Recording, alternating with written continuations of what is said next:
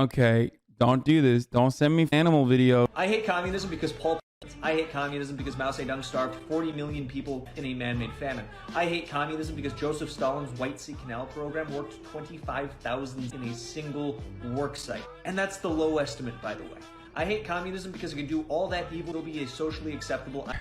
Yeah, I hate communism because, you know, this could literally be like, I hate communism because they couldn't do what capitalism has been doing and did a pre-industrial revolution and post. Like the same metrics of forcing them to indentured servitude, artificial famine, like causing artificial famine, and everything that he has mentioned. It's like capitalism is done if you believe that like an economic system is responsible for it. Okay, if you believe an economic system is responsible with like bad leadership and creating artificial famine and whatnot, then capitalism has a way larger death rate. So I guess he's saying, I absolutely despise communism because those couldn't even kill as many as we could. Ideology to hold in public. If I came on here and I said, guys, wait, hold on. I hate communism because it can do all that evil, still be a socially acceptable ideology to hold in public. If I like communism is a socially acceptable ideology held in public. The Red Scare is the reason why anyone hears this and goes, yeah, you're right. That is communism. You're so right, dude. And also no difference is there.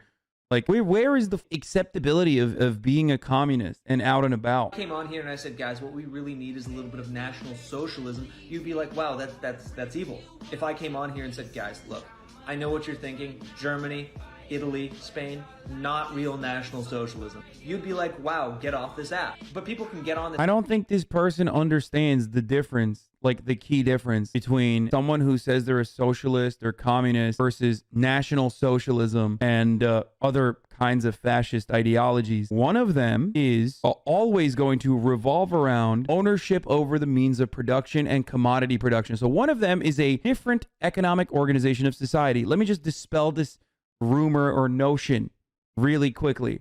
Okay, socialism is about the collective ownership over all goods and the ownership over the means of production by workers. Okay, it is the dictatorship of the proletariat, the working class. Fascism is an ideology that has nothing to do with economic organization. It is an ideology that is built around excluding certain outside groups and creating a pure bloodline or a pure lineage, or basically just excluding in people. Okay, just like creating an ethno state of the in group. That's the difference. It's nationalism. When you say nationalism, you're creating ideological boundaries and saying this is the in group, and everyone that's on the out group, well, they can die. Who cares? Socialism says everyone can be a part of the in-group. Everyone, the majority, should be able to lead, and the majority should be able to govern themselves. That's the difference. That's why when you pursue and are successful in pursuing your ideological goals under fascism, well, you can't like voluntarily tell people like, oh, come on, dude, just move out of the country, leave your home and families and whatnot. Now, someone might say, well, what about socialism? Technically, people don't want to voluntarily give up their wealth. Well, the reality is it's not their wealth to give up, okay? The capital was accumulated as a consequence of workers generating profits for those who own the capital. And also, the government kind of does that already all the time. It's called taxes. That's why at least libertarians are honest and they say, oh, well, I hate taxes. Like, that's big government. That's big government. That's taxes. That's taxes. That's taxes. That's big government. It's stealing. It's theft, okay? And listen, under this social democracy, or rather, America's not really a social democracy, but under social democratic organizations that are still capitalist, okay? You don't pay your taxes, you go to jail, or you're supposed to, in theory, all right? When they calculate deaths under Mao, they count everyone that wasn't born because birth rates declined for a while, which is psychotic. This app denied to say, oh, well, you know, maybe this... Didn't the USA support the Khmer Rouge? They did. They did. Henry Kissinger supported Pol Pot's regime. Also... But, you know, that was for capitalism, so that was bootstrapping. And those Vietnamese should have picked themselves up by their bootstraps. Oh, wait, they did do that. His name was Ho Chi Minh. It was pretty dope. He did bootstrap it pretty hard and defeated the imperialist American forces. So there's that.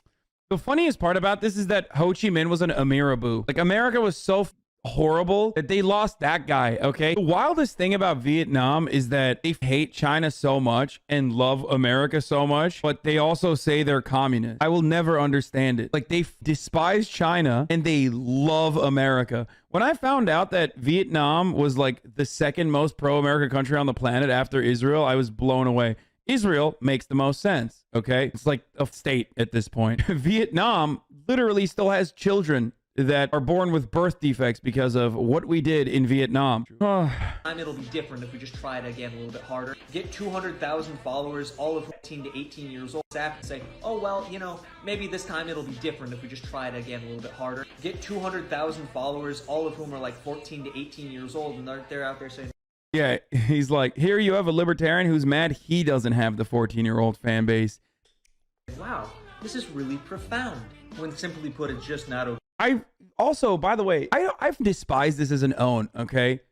What I find really strange is infantilizing younger generations and like making fun of them for their naivete, that the system is designed in a way that is like so brutal that they would even not be naive enough to say like, oh yeah, a system designed around like equality or a system designed around like sharing is caring as a principle is kind of good. And like they haven't been chewed up and spat out by the system yet to like develop that thick crust of cynicism, you know? Oh, kids believing that like you should want for a system that, you know, helps everyone. Look at me, I'm 30 years old, I'm balding, dude.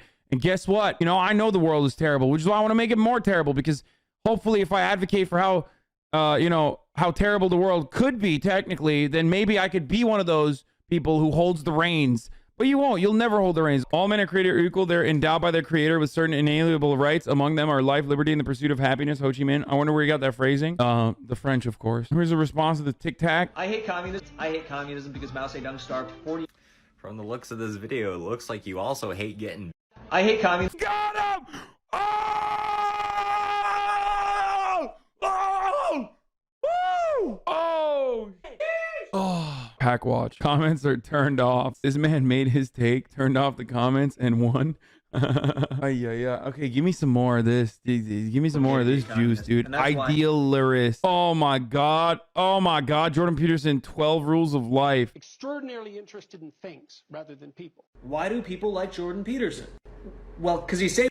He fell off, brother. Like, it's wild to see Hasanabi rich if streaming didn't work out. What do you mean? Oh, sorry, mom is buying furniture and she needs me to sign some stuff. Oh, this guy is rich. Oh, yeah, he does look like Rich Campbell a little bit. These dudes are so lame and sad. Where would we be without men? The thing about Jordan Peterson is that he's intensely skilled at crafting an extremely wrong but extremely complex worldview based on an infinitely expanding multiverse of whatever comprises Western civilization. But it's not even that complex. The only thing that is like unique about Jordan Peterson is that he takes old school conservative tropes, ideals, and mannerisms and repackages it as like, I'm actually objective in my analysis. Okay.